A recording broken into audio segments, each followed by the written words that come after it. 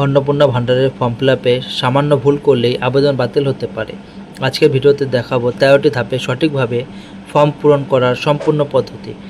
অন্নপূর্ণা ভান্ডার form fill up 13টি ধাপে আবেদন করার সম্পূর্ণ গাইড।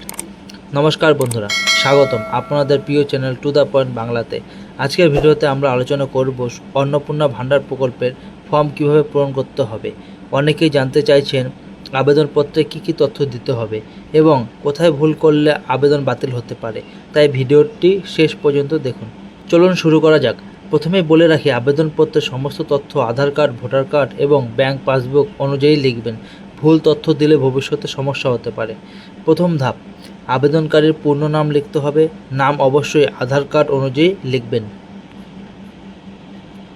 দ্বিতীয় ধাপ, পিতা বা স্বামীর নাম লিখতে হবে। বিবাহিত হলে স্বামীর নাম, অবিবাহিত হলে পিতার নাম লিখবেন। তৃতীয় ধাপ, জন্ম তারিখ লিখতে হবে। বয়সের তথ্য সঠিকভাবে উল্লেখ করা খুবই গুরুত্বপূর্ণ। চতুর্থ ধাপ, নিজের সক্রিয় মোবাইল নম্বর দিতে হবে, কারণ ভবিষ্যতে বিভিন্ন আপডেট এই নম্বরেই আসতে পারে। পঞ্চম ধাপ, আধার নাম্বার লিখতে হবে। আধার নাম্বার সঠিকভাবে লিখছেন কিনা দুবার যাচাই করে নেবেন, কারণ আধার নাম্বারের ওপর বেস করে আপনার ডিবিটি মাধ্যমে 3000 টাকা আপনার ব্যাংকের অ্যাকাউন্টে আসবে। ষষ্ঠ ধাপ, ভোটার কার্ড নম্বর দিতে হতে পারে, তাই ভোটার কার্ড হাতের কাছে রাখুন। সপ্তম ধাপ, সম্পূর্ণ ঠিকানা লিখতে হবে।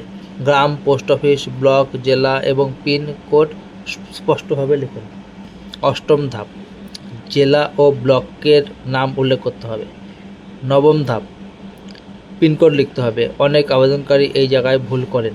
দশম ধাপ, ব্যাংকের নাম লিখতে হবে। যে ব্যাংক অ্যাকাউন্টে টাকা নিতে চান সেই ব্যাংকের তথ্য দেবেন।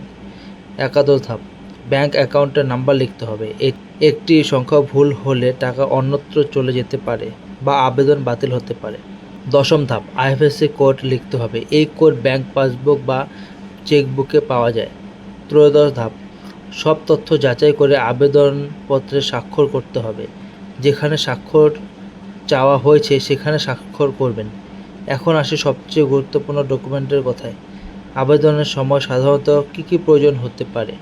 আধার card, voter card, bank passbook, passport size ছবি এবং মোবাইল নাম্বার। বন্ধুরা, সবচেয়ে বেশি ভুল হয় bank account number, IFSC code এবং আধার নম্বর লেখার সময়। তাই ফর্ম জমা দেওয়ার আগে অবশ্যই সব তথ্য মিলিয়ে নেবেন। আরও একটি গুরুত্বপূর্ণ বিষয় হলো ডিবিটি এবং আধার লিঙ্ক। যদি আপনার ব্যাংক অ্যাকাউন্ট আধারের সঙ্গে লিঙ্ক না থাকে, তাহলে ভবিষ্যতে টাকা পেতে সমস্যা হতে পারে। ভিডিও শেষে বলবো, সরকারি অফিস থেকে যে অফিসিয়াল ফর্ম দেওয়া হবে সেটি ব্যবহার করবেন। সোশ্যাল মিডিয়ায় ঘুরে বেড়ানো ভুয়ো ফর্ম বা ভুয়ো লিঙ্কে আবেদন করবেন না। ভিডিওটি যদি আপনাদের ভালো লেগে থাকে তাহলে একটি লাইক করুন, বন্ধুদের সঙ্গে শেয়ার করুন এবং চ্যানেলটি সাবস্ক্রাইব করে রাখুন। ধন্যবাদ, সবাই ভালো থাকুন। আবার দেখা হচ্ছে নতুন ভিডিওতে।